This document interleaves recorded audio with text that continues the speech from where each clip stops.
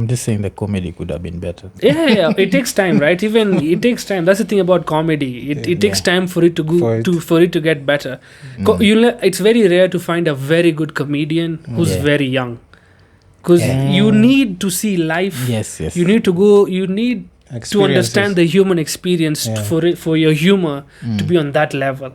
Now, if you're a kid, you're talking about nappies. Yeah, sure, it's funny, but it's not, relatable. Everybody has stopped wearing nappies now. There you go. That's what I feel like. To be a good comedy, time is all you need. You start wearing them, then you don't wear them, and then you start wearing them. Then you see. You need to see that in life for you to even think of that. Okay. But I feel like some comedians, the older they've gotten, the weaker their material has gotten. Like, for example, Martin Lawrence. I don't love the old Martin Lawrence. You don't like the old? Yeah. Like, I can't compare his stuff right now. Oh, you mean old as in his older version? No, or his... the old person. Oh, the old person. I love the young dude who used to run on stage, do all that dumb shit. I haven't seen Martin Lawrence's new specials, but hey, man, that guy... He did a special like in 2019, no? 2019, I think it was a special. Yeah, he was struggling. He was struggling on stage. Really? Yeah. And also, I wouldn't compare like the new Chris Rock with Big and Black. Tambourine. I can't compare Tambourine with that shit. Even Kill the Messenger I can't fuck with Big and Black. And which one was that? There were these two. It was Big and Black and what? The Big and Black. Never Scared. I love everything Chris Rock does, man. Tambourine is deadly, bro. I love Tambourine, but I feel like the first two. Oh yeah, of course. The first two. I mean, yes, because I think also that we also associate it with when we saw it. I think that also adds up a lot, because his material is still, bro. I can't. Whenever I see a comedian, I'm like, okay, how could I do that? And when I see Chris Rock, I'm like, I still have a lot of to go, even to do his bad stuff. I think it's like you said.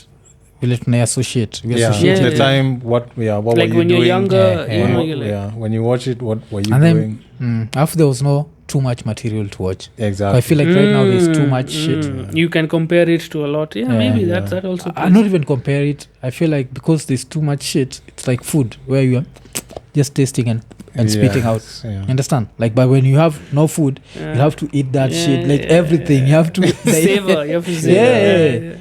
Yes, I feel maybe there's that. Because I'd say Chris Rock. I've also said this, which to a lot of people is like blasphemy. Dave Chappelle. Like, I'm struggling with the new shit. I'm there like, it's good, but is it that? Like, it is. Trust me. It's Dave Chappelle. Because I'm a big fan, man. That guy is he's as Kevin Hart. Do you like Kevin Hart? Yeah, I love Kevin Hart. Kevin Hart says Dave Chappelle is the baddest motherfucker to ever touch the mic. Now if Kevin Hart says that, I think you should agree with Kevin Hart, because he probably knows about comedy than all three of us combined. I know Dave Chappelle, beast. You can't. He's changing. He changed the game in a very humorous way. Like he whenever he has a take on something very serious.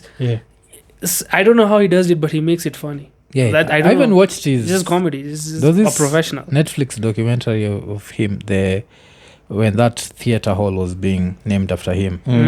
His speech. And it was super funny. I don't dispute all this shit, but I'm still the dude who loved the crack baby at the corner at 3 a.m. Like, I've always loved such bullshit humor. I think it's also like the sort of humor that someone loves. And the style of delivery. You remember, like, Chappelle had a different style of delivery from then to now. So that also, it depends on, like, the person who's watching. What do you like? Like me, one of my favorite comedians is probably, I love him more than I love Chappelle. It's called Tony Woods. To a lot of people, he's not funny. And Tony Woods, see the delivery. As in Tony Woods. You know Tony Woods? No, I have. He's so hyper. He's so hyper. And one of the sickest jokes he ever did was, this is a joke where a plane is crashing. Like, he's in a plane that's crashing and he just grabs a gun. That's fucking like, you're going to die. What? He does that dumb shit. And I guess it's just your sense of humor has changed. So has Dave Chappelle. Even he has changed as a person, right? So and also this guy, what's his name? The guy who outed Hannibal Buress. Hannibal Buress. You see his style. Yeah. A lot of people will. Yeah. Are you talking about Bill Cosby? Yeah. So a lot of people would not like his style. But me, I find it he's hilarious, bro. Even if he doesn't have like a joke that's haha funny to a lot of people, I'll be dying and people will be looking at me like, why are you laughing? He's a very good stand-up comedian.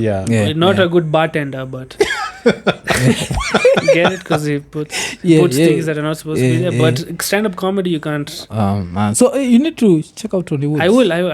Tony Woods, his delivery. Like that joke, that was a rape joke, and it was so funny. Like rape jokes are not supposed to be funny.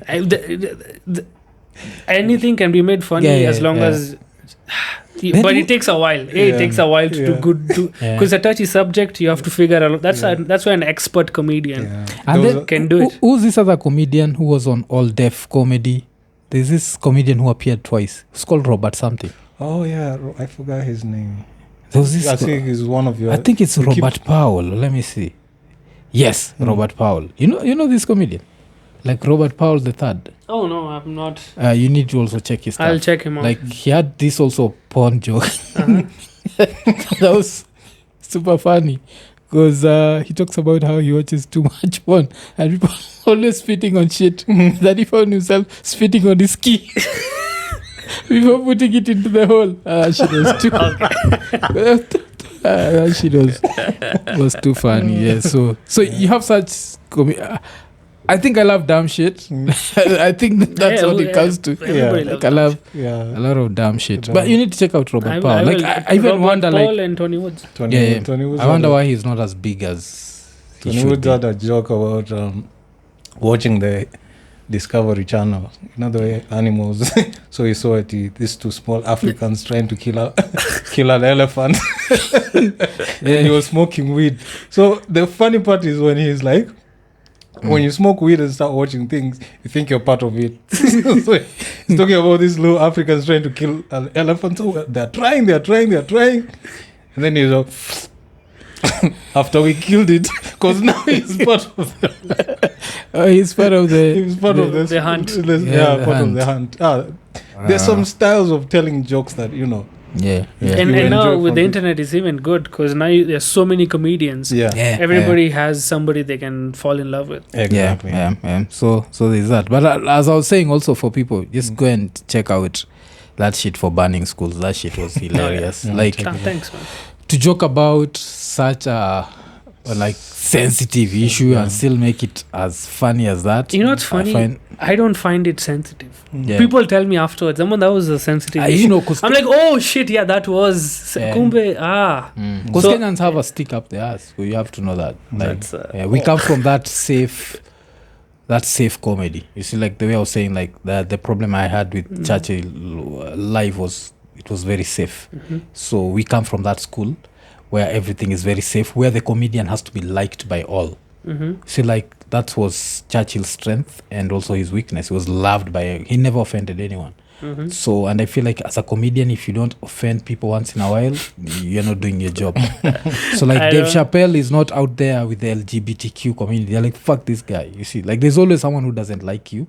I think as long as you're funny as a comedian, that's all that matters. Because offending or not offending, that's a personal choice. Some people, the reason they offend is shock humor. If you say something crazy, people will laugh like, I got them. But shock humor works once or twice, because after that they kind of expect.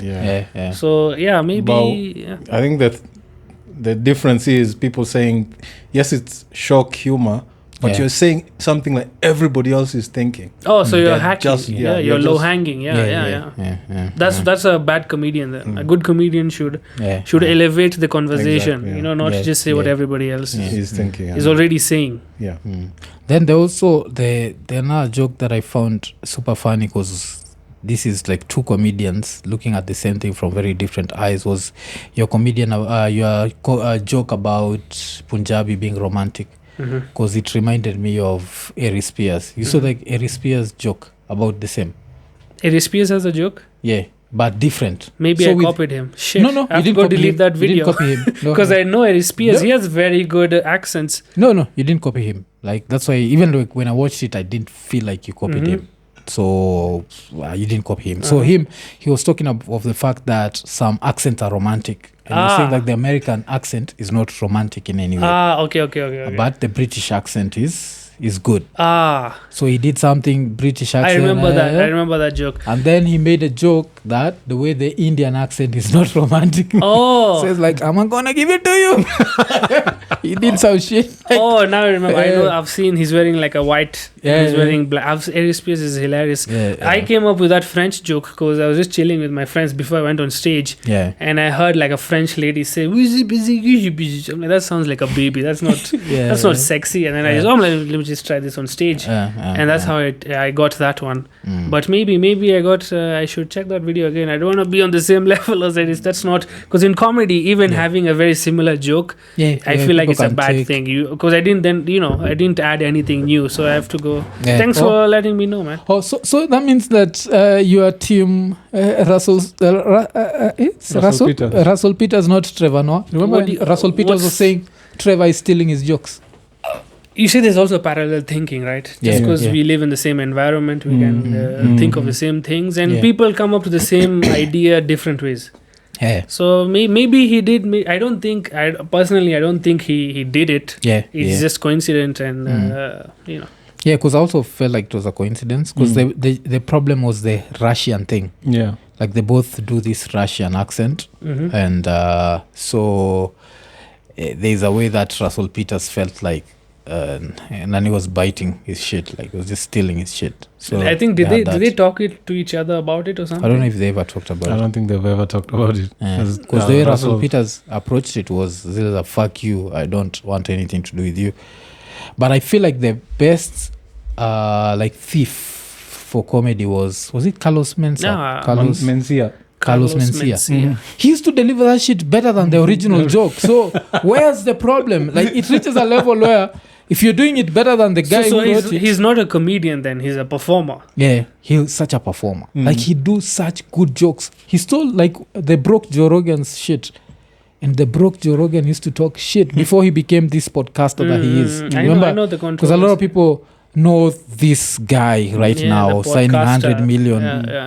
Now there's a broke guy who hated Carlos Mencia. And I think even tried to beat him up because he's always been a fighter. Because stealing jokes is it's a crime. It's taboo. We can talk about rape and all that shit, but don't steal my joke. That's what offends us. We don't. Other things don't. It's the joke stealing. So I guess people get really emotional with the joke stealing because a lot of effort goes into making something perfect. Yes, it's just a laugh, man. It takes a lot of time, and when somebody just takes the easy route out, like shit, this guy just stole my whole thing. It's theft. That's why it feels bad. Then another super funny joke you did was about this racist guy who stands around your gate. That is true. And ati the racist guy is always like, wahindi warudi kwao. There is a drunk guy. There was when I used to live there's a road in South B, and there was a drunk guy who he was a rich drunk guy. So he owned the building over there, and the building had a he was rich. He was in my mind I was seeing like a homeless dude. But then that wouldn't. Maybe I should make him rich next time. But so he owns a building there that sold alcohol. So it's his own shop. So no, he's not paying. So he's drunk all the time and he's on the road. He went to America. He was like Calligraph Jones level of huge. So this guy, he went to America. He made all his money there, I guess. He came back. He spent it. Now he has a plot. He's drunk all day. He's huge. He still talks like an African American. Yo, what's up, man? This is my country, man. He's drunk in the middle on a Tuesday, 2 p.m. He doesn't give a fuck. He's on the road. He's cursing everybody out. And I used to live where I had to go get, I don't know how rich people live where there's no small shops around. Like, what if you want tomatoes at 9? The fuck are you gonna get tomatoes at 9? Us we can get because the shop is right there. But then I had to go to a shop that was next to his. So he's just drunk at the same place every day, being racist. He saw me. He's like, Kalasingas, niaje. I didn't greet him. He's like, Rudy kwao bas. So I'm like, okay. And so I'm like that. That's the funny thing was his consistency. He's always at the same road, same place, and always telling you to go back. Always telling me to go back when I go get tomatoes for my mom. Like I think you also talked about the fact that you don't feel Kenyan. So is that still true? You know what? That's a thing I've been thinking for a very long time. Because as much as I say I feel Kenyan, but, you know, it's up to me. You know, it's technically I am, but I'm also Indian, so I'm both. I don't need to pick one. I can be both. There's no there's no legal thingy. I have to. I can be American and Kenyan. And yes, I was born here. I've lived here. I've paid my taxes here. How the fuck am I not Kenyan? My money is here, bro. Fuck. Of course I'm Kenyan. My taxes, you know, these roads. Who's paying for it? See me. But the thing that you said about like fighting for Kenya, I think we've also mentioned it here. The army, where we are also like two black dudes, but we always say we'd never fight for this shit, which like, is fair enough. I mean, like, there's always that level of I feel Kenyan, but not that Kenyan. Yeah, not there is Kenyan enough to pick up. I'm not an army guy, even though my religion was born out of people being warriors and fighting for justice. I'm not a military guy unless I'm a dishwasher. That's the only thing I can do in the military. I'm not going to kill somebody because usually you realize war is not the right decision at that. You know what I mean? It's a lot of blood. I don't want to be the guy who kills people. And then they say there's no atheists in a foxhole. So why the fuck would I go there? What does that mean? Sorry, I've never heard that before. No atheist in a foxhole. Yes. What is it? That's the saying, Amma.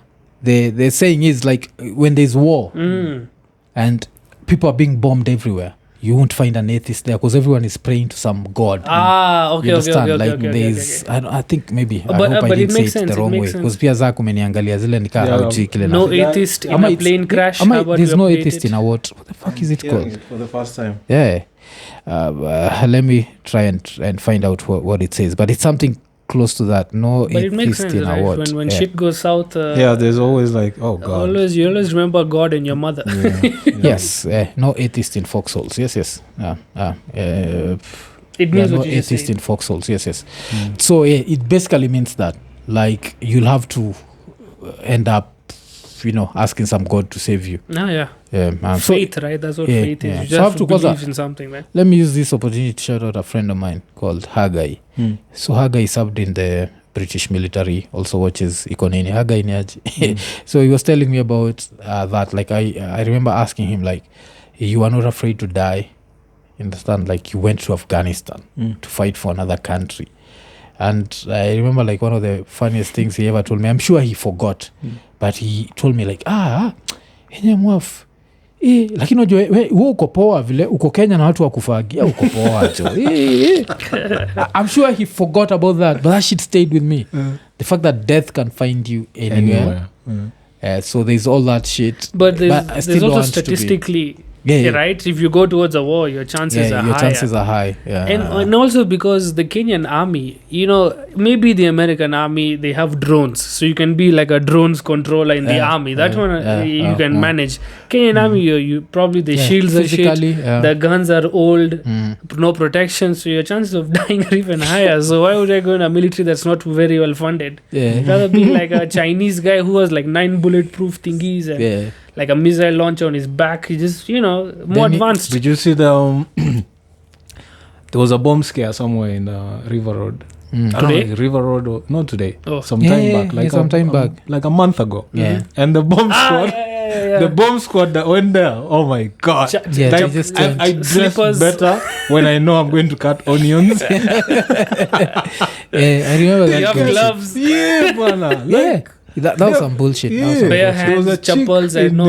There was a chick there just looking like she's just from doing some shit and she was told, hey, there's a bomb. and they're checking it out before they call the bomb squad. Is this a bomb call? Ilikuwa bullshit sana. Alafu pia Kenya, don't forget, we fight with Somalia mostly. And if you've watched, we go to Somalia mostly. If you've watched Black Hawk Down, you don't want to go to Somalia. Because if the Americans couldn't handle them. Even Somalis don't want to go to Somalia. Why are we going there, bro? Oh, actually, yes. Last week there was a hotel. There was a hostage situation. 20 people died. Oh, wapi? In Somalia. Is it Mogadishu? I mean, I only know like situation. One place. Okay. Mogadishu. The whole thing ended after like a couple of days with 20 people dead. Oh, you see, then if you hear that about just our neighbors, it makes you feel a bit good or being in Kenya. We have this level of stability. We're stable enough to have podcasts going on and unemployed people sitting in 2-bedroom houses doing nothing. We have that level of stability. Yes. Then it feels nice. Even we are lucky. Kenya is good. Because that reminds me of your Burundi joke. Found that shit to be hilarious. I don't know if you know it as your Burundi joke. I know it as the Burundi joke. The 2 billion a day. 2 billion a day. But it's true, man. Like, do you know how poor other countries are? We also mentioned that on podcast. We mentioned it. That was a funny joke. The other countries are so broke. We have internet, we have franchisees and all that. Good shit. Sure, it's not the best, but at least it's there. Burundi, bro. There's some countries like Burkina Faso. Nothing, but because there's nothing there, and they can't afford to lose 2 billion a day. we that's okay. Good. That's okay. Then there's another thing. I don't know if you do it consciously, but to me, I always feel like it makes your jokes funnier the way you use bro. Like even you hear like Burundi, bro. Like when you're saying that shit on you, bro. That's just, always feel like it makes your shit even funny. I don't know if you do it. Do you do it consciously? That's how I talk. I don't. It always makes it. Because I don't know. That's how I talk to my friends from high school, and when I get comfortable, everybody's bro. Even with my girlfriend, I go la bro. My mom, bro. My dad, bro. Everybody's bro. Then if I'm in the mood. Because even like as I was saying, when you're enjoying Ben Sol. I don't know you, bro. I found that shit too. For some time, I thought Bensol and Bien were the same person. Oh, like one has dreadlocks, another one is a bald head. Yeah, but it's the name, right? Bensol, Bien, Sol. I'm like, it's probably the same thing. It makes Nini for someone to really. Then another thing I still have to ask, like, how do you guys balance on that freaking table, like on Punchline Comedy? That's a table, right? What do you mean? Like, I feel like I was watching you and I'm like, this guy is standing on a table and this table looks so small. Like, it's stable. It's like a crate, so it's okay. It's not very. No one has ever fallen. No, not that I know of. Yeah, people have tripped on the wire. This is the mic wire. I've seen people trip, but not fall. Because I feel like, damn, I love comedy, but I'm not risking my life to make people laugh. Even if I was you a fall, comedian. it's not that fall. It's not big of a fall. That. And people will laugh. Don't you want that? Nah. As a comedian, people are dressing as women for a laugh. You can just fall. What's wrong with you? That's that recommended shit, man. That's that lazy shit. It's not lazy. Let's be honest. It's lazy. It takes a while to dress up and do those jokes. It's not lazy, bro. You can't. That one. You can say what you want, but laziness is the last thing it is. I don't know. I think I'm not calling it lazy because of lack of effort in putting on I'm calling it lazy as like the because joke. It's harder to write a joke than to wear a dress. Or I guess it people by people, right? Easier for Dave Chappelle to write a joke than me, and I mean even me. It's much easier now, but it's easier for even Dave Chappelle. So I guess. Hey, but I don't know. Talking of this. We talked about writing jokes and writing books. I think you had this joke which you did on Thai, where you'd written a book, and I've just remembered you told us that all Kalasingas are Singh. So that mean that Malkiet Singh was a Kalasinga? Definitely, yes. He's still alive, because I'm talking about him like in past tense. I don't know. But just the name Malkit Singh is a Kalasinga name. Yeah, Singh. His middle name Singh. Anybody with a turban, you already know their middle name. Singh. Okay, literally alitubeba kwa mgongo. Like the whole Kenyan education system. We are here because of Malkit Singh. Hey, you're welcome. put him on the coin. Why is there no roads after him? And then you call us racists. Let us have our apartments. You took our good people. Yeah. So there's I'm joking. There's that, and also there's also when Ruto. Ruto wore the famous. You remember when turban. Ruto wore the turban? Who was he meeting? I think it was a wedding. It was a wedding. For one of the richest families in Kenya, and he's a friend of theirs. So during the wedding, everybody from the groom side had to wear the same color, or the bride. I don't know which side he was from, but That's what happens. And Gado had fun with that. Oh yeah. Oh, Gado Like, is hilarious. By the way, shout outs Yeah. to him. He's the one who got us the TMI. Yeah, Gado had fun with that because he'd always draw him with that key. But there's actually a reason why it's the turban. Because remember when the owners of Western Hotel or one of the hotels that was in a scandal were released, were all Singh. But those were shell companies. The real owner it was him. Oh, that's why. So the turban is just to remind you that he's the Singh. The real Singh. Yeah. Oh. It's on those lines. I don't have the details, but that's the that's when I realized. Yeah. Oh, damn. It's deep, bro. Gado is bro. That guy is too smart. That guy don't. Gado is good, but I always say he couldn't have survived in his own country.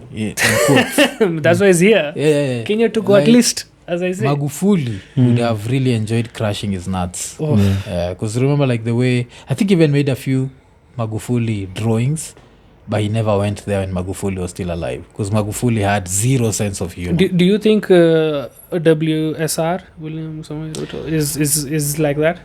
I think because that's what I hear on the internet, that he's very petty on people who talk against him. I feel like Kenya, we are too far to take us back. That's number one. Okay. Like, so it's not possible. We've gone too far for you to take us back to the days of whatever. So I think what can happen is, like, unless we end up having political murders, I don't feel like freedom of speech is going anywhere. People might stop calling him Arap Mashamba. That one I expect to stop happening. Like, a few people. I still expect Boni to be Boni. Because Boniface Mwangi is someone who's gone on record, like he's on a national TV saying Mama Ngina Kenyatta is a thief. Amen. And he's alive. And he's still alive. To me, first, as long as Boni is alive, I'm okay. Because he's saying harsher things. I'm just joking. Yeah. So as long as people like Boni exist, I feel like Ruto will just have to take that. And now you see, another thing is, people will always judge you more with your present than your past. Mm-hmm. Okay, so now, explain that. Like his past, like when you think about him looting, we think of the past mostly, not the present. So if you come in as a president and you don't loot anymore, we don't have no fucking problem. I feel like Kenyans will forgive you. Best case scenario. Yeah. Right? I feel like Kenyans will forgive you. You'll be like, enye aliiba, like nani akuiba? Nani? So you know the Kenyans. I mean, it's because even we understand temptation, right? Yeah, temptation. My only thing that is gonna make me sleep at night, is that once you're president, your level of looting is different. Yeah, you're not taking directly from us. You're gonna get it from China or some other. But it's us. Or you're setting up. But we're paying for it. Yeah, we are paying for it. Yeah. But imagine if you wanted to steal $1 billion. Yeah. Here, right? Yeah. And then the difference between stealing that $1 billion here and getting $1 trillion from China so that you can steal $1 billion. Yeah. You get it won't hurt as bad. I mean, inanimake nilale vizuri kiasi. Kilo nasahau ni reason tuko na hizi deaths zote za saizi ni looting. The looting that has happened during the Kenyatta time has been ridiculous. So they've done a lot of shit, but they've looted too much. So now the only way he can save us is no more borrowing, number one, and then reduce on the looting. Because a lot of people are saying if he was looting to become president. So if he ends up getting his goal of being president, you don't need to loot. You already have your helicopters, you already have your houses. But what was the goal in being president? Just power. Power is sweet. No, just being able to scratch your nuts. To steal more. No. It could. We don't know. I don't know. Yeah, we don't know. Yeah. We are not the kind of people to go through the political system to become president. So we don't know. The kind of people who do are the people who who calculate from 20 years before. Yeah. But I feel like when you get at that level, we don't even know how the stealing is done. We are so oblivious. But I feel like this is my own stupid theories, but if you're at that level of stealing, your stealing is also a bit of economic building. Like for example, this whole city that's being built, This new mega city that's Norfolk City or something like I forgot the name. There's a new one. Tattoo City. No, this is the there's another one. The family built by the Kenyatta family. Yes. What's the name? It's worth 500 billion. Some shit. What's the name of that city? The Norfolk. I don't know, something like the that. Northern Corridor. Some shit. That's whatever. I'm so behind. I have no idea. There's a whole city that's being built, and that's obviously funded by corruption and power. Like people are being displaced. So pipelines can go through. So at least it's building an economy. It's building. It's called Northlands. Northlands City. Yes, Northlands. No, it's going to be in Ruiru. You know about Ruiru. Yeah. So it's good. It's actually so that to me at least he's building something. It'll bring in money. Sure, he owns it, but he's bringing something. Yeah, but maybe it's the MCA level that that is me. That's the 400 shillings for a big pyro pen. That's the kind of stealing. That's the one that's really going to mess us up. And also like for me, like back in the days, if I had there was a city being built like this, I'd get all excited about it. But to me, I've always told people like the more the internet spreads, I can build my own city. The more I don't need this shit. What do you mean? NFTs or no digital cities? No, basically like if for someone like me, an introvert, like I stay indoors throughout. If I'm in Shag somewhere in a proper mansion, I have water, clean water, electricity, and all that, I'm in my city. I don't need to be in Nairobi. I don't need to be in Kwanzaa. I don't need to be in New York. That's my... I lose interest in these cities because I was very excited for Tattoo City. I thought it's going to be a good city. Maybe there'll be jobs like, I was in uni. Maybe I could go work there. But then you realize these are all fronts for money. This is not a project to help the economy. Tattoo, Kwanzaa, all these new cities are just front of making money for some people. And I lost interest after that. So it doesn't matter. Why we should just focus on the ones we have right now. Let's try to make them better. Remember, like when we used to learn in school at to decongest the cities that already exist, we move capital cities from one town to another. TZ did that. Actually never worked out. I don't think no one knows Dodoma. Like Google. It doesn't work. They moved the parliament. Because we don't follow the whatever plans we have properly. We just do it out of we just rush. But maybe it becomes like Tokyo. Tokyo is just like from Nairobi till Nakuru is just one of the biggest. It's just a huge city. So maybe that. But they also have they have Japanese people running the country. That's the advantage. As we have Kenyan people running this country, that's the problem. If we get Japanese people running this country, you been to Japan? No, I want to. I've only heard good things. Of course, their past is dark. But whose isn't? Weird. That doesn't justify that. But for me, I still insist. I always say, the way sometimes I look at life through the world that my dad lived in and the world that I live in. My dad died in 96. So let's tell people, when this person died, there were no mobile phones, there was no internet. See, so it meant coming to Nairobi was everything. But right now, you can make money while still in up country.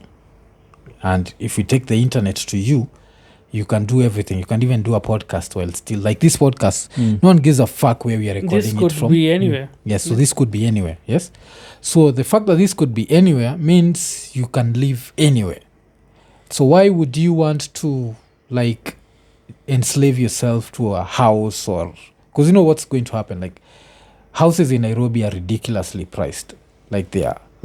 You can get cheaper houses in Atlanta, South Africa. Hey, South Africa, for example. What you can get with $1 million in South Africa, you'll have to use $5 million in Kenya. But you get robbed, so you see 50-50 or 30. Plus Kenya, there's no guarantee that even that shit you're being sold is yours. You end up going to find out land registry 2 years later it belongs to the government. It was expiring in 2 years. Guy has had it for 100 and there's too much risk that I'd rather do that. So we associate Nini, Kalasingas and Indians with business. So mna invest kwa nini? Real estate pia ma? I think Indians are everywhere. Yeah. Except the ones wherever there's good money, you'll find a Muindi there definitely. Yeah. But you're talking about my family specifically. Your family, whatever, what you've seen, because I've seen a lot of around. manufacturing, a lot of Indians in manufacturing, okay. real estate. Anywhere, bro. Fast moving consumer goods, FMCGs, whatever they're called, everywhere except government parastatals, like railways. Everywhere else where we can't be there, we're definitely not there. Like matatus, even without Kalasingas, there are no matatus in anywhere. Because all the bodybuilders are Kalasingas. It's basically one or two families that are doing this thing. And so there, even in matatus, you have windies, there, food. I don't know, transport. Don't tell me it's even you guys drawing them. No, drawing it's some black dude. Then probably providing building materials. Now that's you. And I mean, taking on the risk of bringing the metal, training people, getting that black dude. You're saying, teaching them, blah blah. That's on the movie. Yeah, because I'd feel like Nini, if I found out that some Indian dude had been drawing all these matris, hey, I'd be like, no. Actually, not. It's the customers who come and ask. It's funny thing. They come and ask, this is the design we want, and when you give them a different design, they're like, no. We want this old one that's been working. Ikate. Ikuja hivi. Oh, okay. That whatever's. That's but now still we keep going to comedy, then getting out. So how did you get yourself in comedy? Like, when did you think you are funny? Because I feel like that takes some level of arrogance to think you're funny. Definitely. Just the idea to stand in front of people and telling them things and expecting them to listen, there is arrogance there. Like, I have things to say, trust me. That one I agree. But I feel like, okay, so I was also, even in, I went to a Muindi school, let me start from there. Even there, there's some level of discrimination. I'm Kalasinga. Everybody else wasn't. Oh. So even there, not discrimination, but that's the thing they pick on. Like, I'm different, you get picked on a bit more. And, I'm not a very angry person. My name is Peace. So I thought maybe I just realized if you just have a sharp tongue, you can if you can beat them with words, it's even much more fulfilling than beating them with punches, because with words they feel stupid. They're more, it affects their psyche. Physical, they could, that's whatever, not that deep for me. So I just got a sharp tongue, and then one of my friends, Hemal, he told me, Aman, you're very good at making people laugh. You have a sharp wit. I did not know what sharp wit meant, but I'm like, I'll take that as a compliment. So he gave me the idea of comedies, and then back in the days before the internet, you had to buy DVDs from this guy who pirated them, and now you go home, you copy them and sell them, That was me. Thanks for your service to our country. Essential workers right here. So I went to one of those guys. There was a new movie coming out. He's like, I don't have it now, but I have this new stand-up comedy by Jim Jeffries. Why don't you watch it? Oh, okay. So I watched Jim Jeffries. I'm like, I love this shit. I Swear to God or Alcohol Holocaust? The first one. I Swear to God. Yeah. So I watched him, like, this is amazing. So I went back there. I'm like, can you give me another one? So he gave me Eddie Murphy, Delirious. And when I watched Delirious, I'm like, what the fuck? This is Eddie Murphy? This is Dr. Dolittle? Bruh, no. So I Delirious made me laugh so hard. So he just gave me, then he gave me Russell Peters, and then he just, give me this interest, and then, as in Russell Peters was obvious. Russell Peters, he said you can't beat him in his game. Talking about the world and all the stereotypes, blah blah blah blah. You can't beat him. That's his thing. If you touch on it, bruh, he said everything that there is to say of those. So he's like an expert, but he's still amazing, very funny. Because we had this, like, when we had Ty here, he was talking about you and how you got yourself into comedy. So you're saying, like, you knew he's a fan of comedy, so he watches these Russell Peters, and you're like, hey, that's really stereotypical. Russell Peters, I didn't even know. They told me you should watch Russell Peters. I'm like, okay, I don't know who Russell Peters is. They're like, because he's Indian. I'm like, Indian Russell Peters? And then the first joke he does is about his name. I'm like, this guy is a genius. I love this Russell Peters guy. And I researched about him. I'm like, he's Canadian. Okay, if he's Canadian, he might be a Kalasinga, because there's a lot love Kalasingas because I tried to find a connection just to feel good about myself. But then there's nothing other than the fact that was obviously in front of me that we both love comedy. That should have been, but I was so oblivious. Anyway, so I was in USIU and there was a public speaking club. I'm like, let me try this comedy shit. Oh, okay. So I went public speaking. It was in the cafeteria. I bombed. Bombed mean doing horribly. I didn't even write my own jokes. Horrible. The Nakamura was the Japanese lecturer. I don't know why he was there, but I looked at him while I was performing, and he had this look of disappointment and like embarrassment. You know how Japanese people are? They get they're like anime. These guys are living anime characters. They have like this shy fucking red blush over here. I'm like, this guy is making me feel like an asshole. So anyway, I finished my boring set and I was going back to my bus. It was late. And I remember I missed going PA for that. Just that one public speaking. I missed PA, like all your friends go to like build a school or something. And at night you drink and have fun, whatever. So I missed all that just to go and try this comedy shit. And I horrible.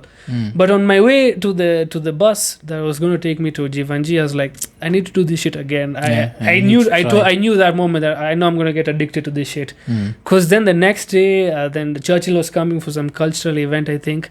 I talked to one of the person organizing, like a career consultant in USIU. I told her, can I do 5 minutes before he does his thing? And she's like, yeah, sure, I can arrange that. So I did. This time I wrote my own jokes and they did well. And then from there, Churchill saw me and then he told his guys to call, tell me. And then from there, Churchill show. Oh, okay. I auditioned for 3 months before I got it. I remember. What, Churchill? Yeah. I went there 3 months before I actually got on TV. Which joke got you on TV? The Smart Joker. Funny enough, I did an impression of Smart Joker, and that's the one that came on TV. I'm like, I was just asking people it's just a hacky joke that in Kenya, different kind of people tell you directions differently. Very, very simple, very basic, low level hanging fruit.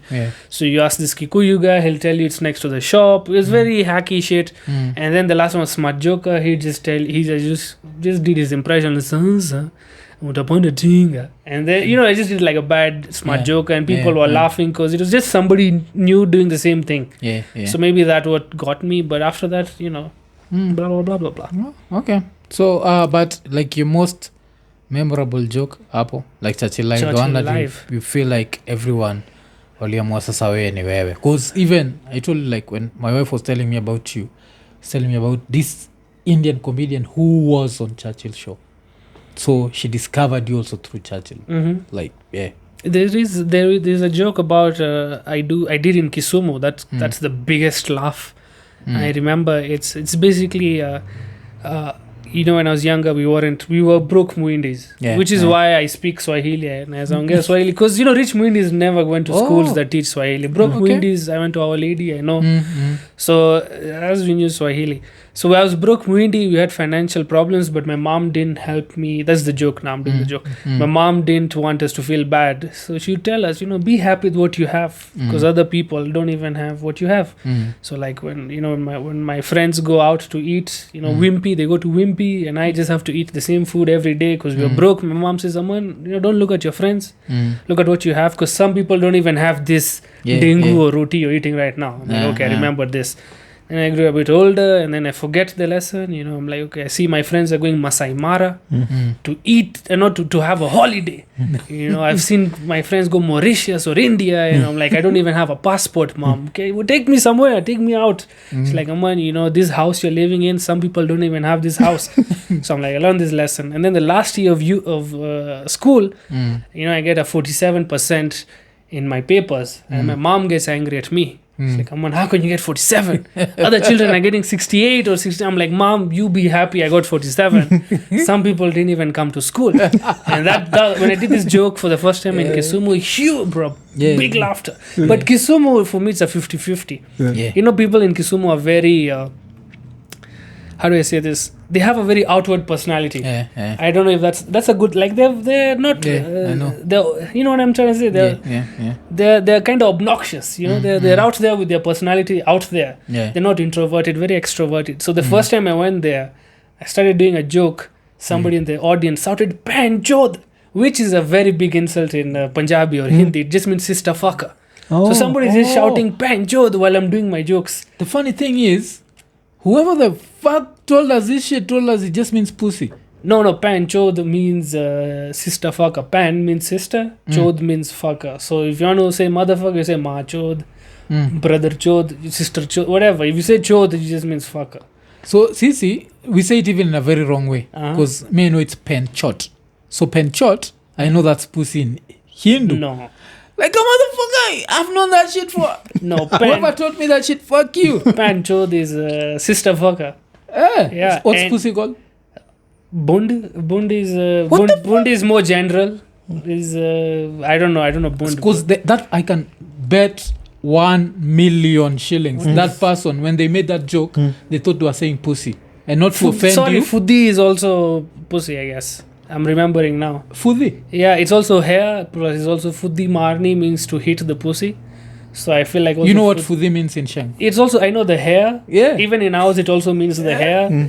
And also maybe the vagina. I don't know the word, but I think it also means the vagina. Shit. Sheng borrows from everyone. Yep. Yeah. That's the funny thing about Sheng. Like, we just borrow words. Yeah, see, even punch. Punch means 5. Yeah. It means 50. So you just times 10 in years. But that peng chot shit, I'm sure he thought he was saying pussy.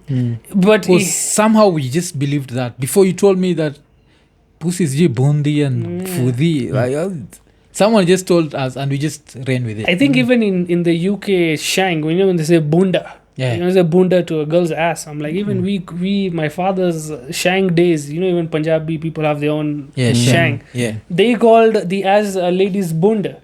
So they just added an R at the end. So even that I feel is very Indian in its origin. But anyway, so the guy ruined my show by calling my sister fucker in Kisumu. And then the next time I went there, I just what did happened? my joke. You froze. Oh yeah, I was a very young comic. I'm like, who said that? You don't say those words. Oh, you told him that? You reacted? I was you have to. He's ruining the show. I thought I would get him, but I was too young of a comic. The pressure got to me and I failed terribly. And then people are not there. Oh, you're not good. There was a lot of noise. Probably booze. My memory probably is like. Because I know that's also another thing with Luos. So there's that level of they have very low patience. So they'll tolerate you, but as soon as like one gets bored, now everyone is bored. They're like the Apollo, Bunny Mark, that audience he performed for. They're like that audience. When you're bombing, you feel the worst, but when you're having a good show, fucking up there, man. Oh, you're talking about I am scared of you, motherfuckers. Yeah, bruh. And everybody's with you. They're laughing. They get out of their chairs. They're I don't know, chest pumping. I don't know. Yeah, so there was that. That's why Kisumu was also one of my worst and one of my best shows. Yeah. But that peng chot, dude, like sasa tumejua haimaanishi kile tunafikiriaga. Alafu you've said it pen. P like pen. Yeah, pen. Oh, yeah, because now I knew it as pen chot and I knew that means pussy. And I don't know who the fuck taught us that. Like all the people that I know the Indian word for pussy is penchot. That's why I'm sure this fucker, this fucker in Kisumu was not calling you sister fucker. He just thought he was saying pussy and he wants some Indian pussy. That's what all he was saying. That's also what I don't get. I don't know why people come to me expecting me to give them like Indian access to Indian girls. Bro, even me, I'm trying to get access, bro. These bitches are hard, bro. You think, why would I give you? Even I'm trying, bro. I don't know why people think just because you're Indian girls always are like with you like I'm a pimp. Yeah, man. Getting them out of that sari is hard. Bro, they hate everybody equally. These Indian girls, man. They're fathers. Doing that. I know we're used to that shit. We see you people. You're also trying to get them. I mean, yes. Who isn't? They're hot. Yeah. Okay. That's really. But sorry about that. I'm sure there's also a word that you've learned that means something totally different. I think it comes back to that Kalasingas shit where one person hears something. Oh yeah. So most probably someone had two Indians insulting each other. Yeah. And then you fucking you fuck. Yeah. You fuck. You're a fuck. You bloody fuck. You bloody fuck. You fuck. Yeah, there's always that shit about. Yeah. When you talked about poverty tourism, I was there like, there's no poverty tourism in India? Because that is. But I'm not, bro. I'm in Kenya. I don't know anything. But see, the few times umeenda ujaona like... bro, the poverty there is different poverty, bro. It's on another level. You know how... Okay, this is what I saw. You know how we have the expressway, there are pillars under the expressway. There, like, whole families live. Like, homeless people here don't sleep on the road. They don't sleep on Mombasa Road. Here they have the decency to sleep hidden. You know, they don't want to be embarrassed. There they sleep on the road. Half the feet is on the road. Mumbai is like the top, one of the best cities, and people are sleeping homeless. So their poverty is on a different level. Oh. I'm sure even here, but here it's in the slums. Yeah, it's in the slums. Which is unfortunate. I don't want to make fun of being poor, but some things are hilarious everywhere. And then, is this bullshit true? Am I just some Kenyan talking shit? So there's these Kenyans who, I don't know who told us this, but I've talked to so many Kenyans who've been to India. And one was saying that it's very normal for you to be coming from the airport and you just see someone taking a shit. Yeah, taking a shit is quite... Like, I went there when I was even younger. I got... As Russell Peter says, the moment you get off from the airport, there's like a smell that takes... You know, like Mombasa. You know, when you go Mombasa, there's this sewage, salty smell that you have to get used to. Even there, there's this smell you have to get used to. And then you just... I saw people shit in the middle of the... Like on the side of the road. I'm like, oh, that's their culture, I guess. The revolution is over, dude. The revolution is over. Damn. The British left, man. I think that's a joke, because even my father told me.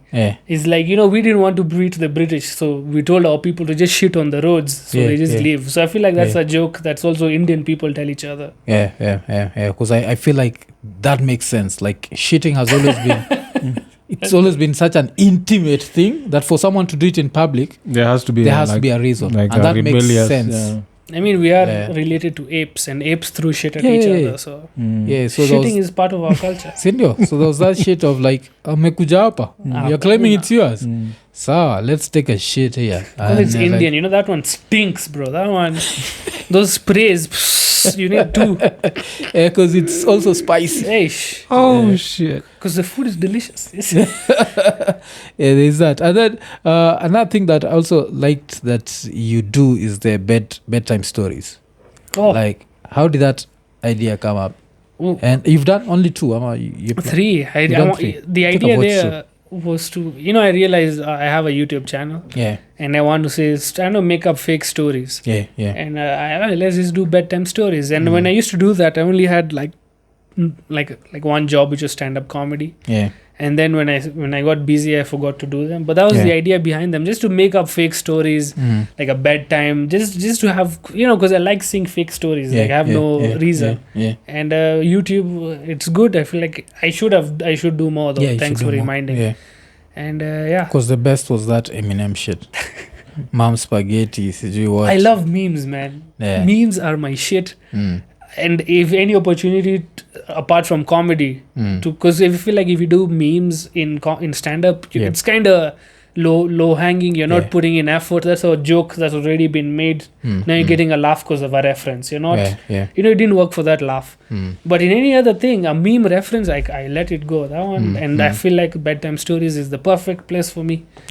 To do those memes. Because first of all, I think like if someone is an Eminem fan and they start listening to that shit, because the way it starts, you're like, oh, this is a good story. Then you hear, gee, mom spaghetti all over, gee, sweater is nervous already, and they're like this. It's just the this song. Then you do like a bullshit story. Then you go back to Eminem's rhymes. I found that to be hilarious. Like that was thanks. And then you go into the streets also. I found that to be super courageous. Number one, as an Indian guy. And number two, as a Kalasingas, because I know now it's different. Alafu number three, just to put yourself out there and not... Like, ulikomelipia kanjo? No. That was... you can be arrested and shit, privilege, brown privilege. See. We gave you Malkit Singh, you let me record... plus it was Corona, right? Cops, I think, were busy beating people inside their houses. They forgot to see the CBD, so I had... a chance of interviewing people, and there was no comedy during Corona, and I had these jokes. It's this thing. I just wanted to perform. I just wanted to do jokes for people, and I thought, fuck, let me just start selling these jokes for 20 bob, and no one bought them, so I just gave them for free. Oh, I thought it was just a joke that you're trying. If someone gave you a mbao, you'd have actually taken it. Those jokes were like I was ready, like it was like a shop. I'm selling jokes. That was the concept, but then as joke ni mbao, delivery ni free. Yeah, that was a good name. Because I even loved that. I'd classify it as a dad joke, like, because the way they call bad jokes dad jokes. That joke of what do you call a sweet cockroach? Peremen. That's when I wrote that one. I gave my father a high five. I'm like, Dad, this is the best pun I've ever written, because it's Swahili and English. I was so happy. Nice. That was good. I love this thing about your dad always telling you've been robbed. Is it true? Like you've been conned, robbed, whatever? Oh yeah, it's just an Indian thing. I'm not even Indian. I just feel like it's a thing. Whenever you tell people you got something new, they always make you feel bad for it. And my father always does this, because this is true. He does this just because I don't get good deals. That's the reason. And he's more business savvy. So whenever I get something, he'll always be like, that's very expensive. So I just exaggerated that to the belts and whatever. Yeah, because it came out like really well. And it showed me there are also people like that. Yeah. Apart from like your dad, there are people like that who now I classify as like now being on some asshole shit. I don't know if you've ever had such friends. Like PlayStations. Yeah. When I bought a PlayStation, yours is not even chipped. Yeah. I'm like, bro, it's still a PlayStation. Yeah, but don't tell me about whatever. So you'll always be like that, like, hey, nilipata hii kitu na 3,000. Budo lichezwa jo. Hii kitu nisaipata na. They can't see you happy. Yeah. So there's that, but I think like I can tolerate that more than, I don't know if you've ever had the fake hype friends. The people who'll see something and want to say they've either experienced it or a family member has it. So I had such a friend. Nowadays he works for the UN. I hope this motherfucker is not there embarrassing the whole country. But this dude, we'd be like walking in the middle of the CBD. We just see like a random S-class parked somewhere. Then he starts shouting. He's like, hey, Buddha jo! Sitembe haraka kabla yangu anione jo. Hiyo ni gari yake. Like, what the fuck, motherfucker? I'm one of those people who I don't want any attention. Like when I'm on the streets, I'm trying to like blend in. I don't want anyone to see me. So you have this dude shouting the way his uncle owns this S-class, and you're 100% sure, motherfucker, no uncle of yours owns this shit. And then I'm there thinking, like, what if the dude who owns the shit comes out and is like, I don't know you, this is my... You understand? I make better friends. No, I had two of those. I don't know why you have those friends. Make better friends, bro. Fuck, how many? I think I had 3 of those. Like one human, I've had 3 of such motherfuckers. Like maybe that's why I didn't meet one. You took all of them. One in Seco. The one in Seco ended up going to the States. So thank Jesus. Like, dude, stay there in the States.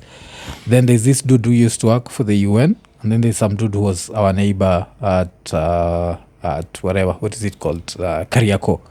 So he'd be on that bullshit. But at least him, the few times he tried to lie to me, was not on the streets as much as this one dude who works for the UN. As in, this motherfucker, if he watches this podcast, he's going to know I'm talking about him.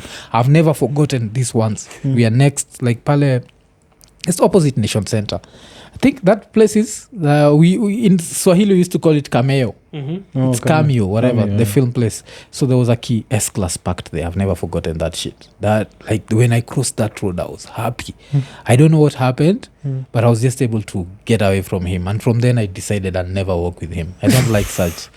Don't shout. I've never met those people, but I've met people who, whenever you're telling them about a problem, they always make it seems that they have already gone through a bigger problem. Like, hey man, like you tell them, hey, my father is feeling a bit sick. Hey man, I know that, I'm sorry about that, but you know what, my father actually had cancer. And now you feel stupid for sharing your pain. And like, bro, so I guess sorry, then my father means nothing. Then those people who make their their shit seems more important than the one you're talking right now. There's always going to be such. And you always hope that they outgrow it. But you'll find even someone who's older still doing the same shit they did as, you know, like just outgrow that shit. Maybe we don't know why they do it. Maybe it's just to be empathy. Like, oh, I understand your pain. My father was also cancer. I don't know.